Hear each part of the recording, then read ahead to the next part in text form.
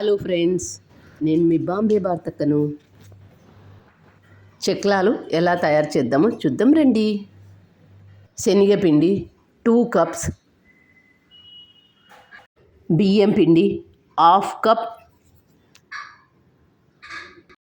వాము 1 table spoon, ఉప్పు 1 table spoon,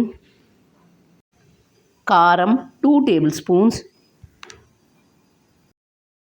ఒక ప్లేట్ తీసుకొని ఇందులో 2 కప్పుల శనగపిండి వేసుకోవాలి. 2 కప్పుల శనగపిండికి 1/2 కప్ బియ్యం పిండి వేసుకొని కారం, ఉప్పు, వాము వేసేటప్పుడు ఎప్పుడు చేతిలో తీసుకొని ఇలా క్రష్ చేసి వేసుకోండి. అప్పుడు ఫ్లేవర్ బాగా ఉంటుంది. డ్రై పదార్థాలన్నీ ఒకసారి కలుపుకొని ఇందులో వేడి నూనె కానీ నెయ్యి కానీ వేసుకోండి. వేడి నూనె కానీ నెయ్యి కానీ వేసినట్లయితే చెక్లాలు గుల్లగా వస్తాయి. ఇదంతా ఒకసారి బాగా కలుపుకొని నీళ్లు కొద్దిగా పోస్తూ కలుపుకోవాలి. ఇవి మామూలు నీళ్ళు.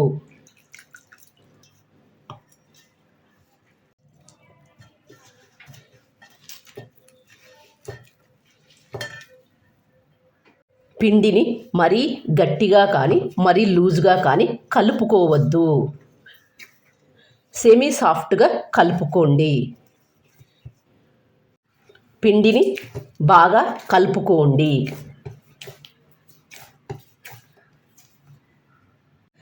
పిండిని సెమీ సాఫ్ట్గా కలుపుకోండి.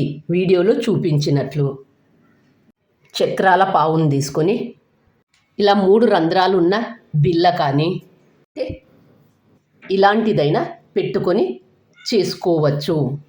మీ దగ్గర ఏది ఉంటే అది దాంతో చేసుకోండి. చక్రాల పావుకు ఆయిల్ అప్లై చేసుకొని ఇలా ఆయిల్ అప్లై చేసుకోవడం వల్ల పిండి అతుక్కోకుండా బాగా వస్తుంది. ఇప్పుడు ఈ బిళ్ళను ఇందులో పెట్టి ముందుగా మనం కలిపి పెట్టుకున్న పిండిని తీసుకొని సిలిండర్ షేప్లో చేసుకొని ఇందులో పెట్టుకోవాలి. ఇలా పెట్టుకున్న దాన్ని న్యూస్ పేపర్ మీద కానీ లేకపోతే బటర్ పేపర్ మీద కానీ దేని మీద దాని మీద వేసుకోవచ్చు. వీడియోలో చూపిస్తున్నట్లు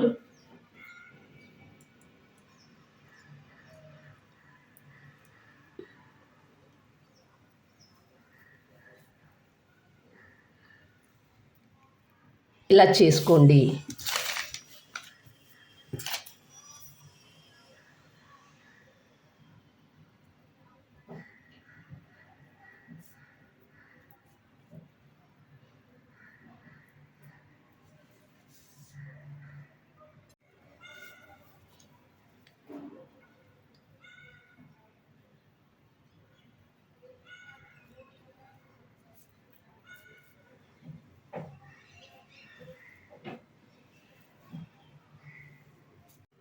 పేపర్ మీద వేసుకున్నట్లయితే నూనెలో వేసి కాల్చుకోవడానికి ఈజీగా ఉంటుంది.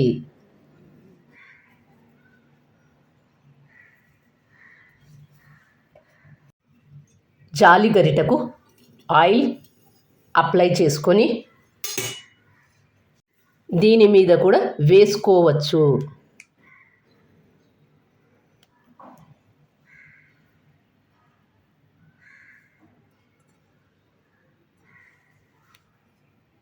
మీకు ఏ పద్ధతి ఈజీగా అనిపిస్తే అలా చేసుకోండి.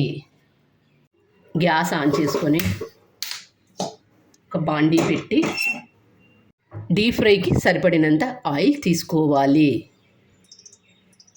డీప్ ఫ్రైకి సరిపడినంత ఆయిల్ తీసుకోవాలి. ఆయిల్ బాగా వేడైన తర్వాత ముందుగా మనం చేసుకున్న వాటిని ఒక్కొక్కటిగా వేసి కాల్చుకోవాలి.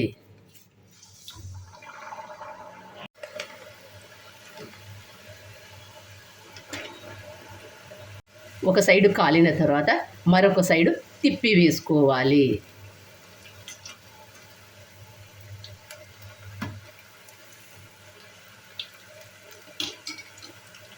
మంట మీడియం హీటులో పెట్టి కాల్చుకోండి.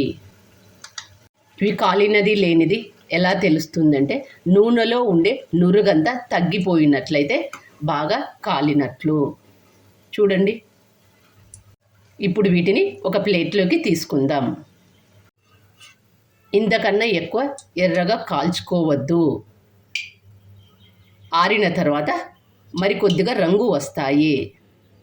ఇప్పుడు గరిటె మీద వేసిన దాన్ని వేసి చూపిస్తాను చూడండి. దీన్ని చేతిలోకి తీసుకొని ఇందులో నెమ్మదిగా వేసుకోండి.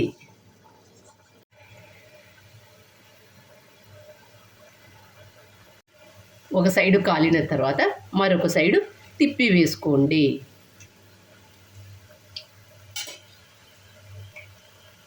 చక్రాలు గుల్లగాను క్రిస్పీగా గాను కావాలంటే ఇలా చేసుకోండి. నూనెలో ఉండే నురుగు తగ్గిపోయిన తర్వాత వీటిని తీసుకోండి. ఈ కలర్లో ఉన్నప్పుడే తీసుకోండి. మరీ ఎక్కువగా కాల్చినట్లయితే చల్లారిన తర్వాత మరీ ఎక్కువగా ఎరుపుగా అనిపిస్తాయి. ఇలా డైరెక్ట్ నూనెలో వేసి కూడా కాల్చుకోవచ్చు.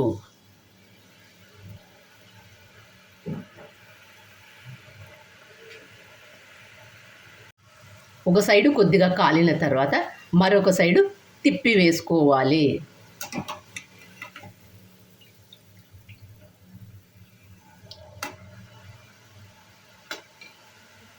రెండు వైపులా కాలిన తర్వాత ఒక ప్లేట్లోకి తీసుకుందాం.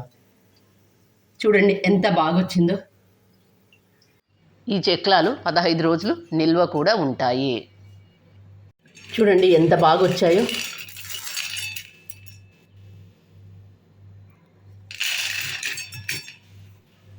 ఇలా చేసుకున్న వాటిని ఒక డబ్బాలో స్టోర్ చేసుకోండి. చూస్తుంటేనే నోరూరుతున్నాయి కదా. ఇంకెందుకు ఆలస్యం, మీరు కూడా తప్పక ట్రై చేయండి.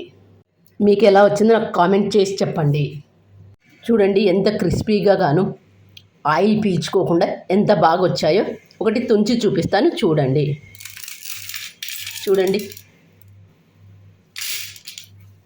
Thank you for watching.